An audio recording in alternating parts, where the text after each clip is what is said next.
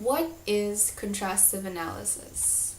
Now, in 2000, Johansson described it as the systematic comparison of two or more languages with the aim of describing their similarities and differences. Speakers intuitively compare the languages which they use. They find differences and similarities. They establish relative difficulty and the problems caused by the similarities and differences between languages. They even tend to explain the differences. Basically, all speakers of at least two languages contrast nonstop. Although sometimes unconscious, such contrastive efforts are intuitive and non-systematic.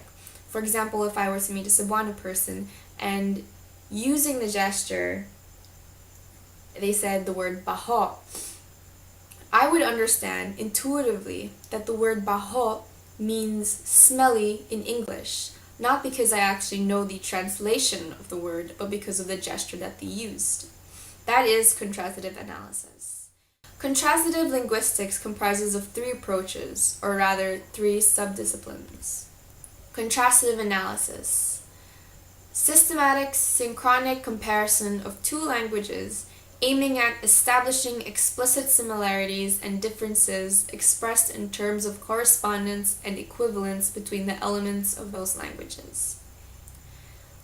Theory of translation. Systematic establishing of equivalence between two texts. And error analysis identifies errors in first language students' linguistic output and aims at providing explanation for their occurrence. Depending on the approach to language research and the interest for language as phenomenon, we may distinguish between microdisciplines, which is language is viewed in isolation per se, and macrodisciplines, language is viewed relative to its surrounding realities, social, psychological, cultural, neural, cognitive, etc. Social linguistics, psycholinguistics, ethnolinguistics, neurolinguistics, cognitive linguistics, etc. Now, feedback relation between the disciplines. General linguistics provide linguistic theories and models which are applied in descriptive linguistics.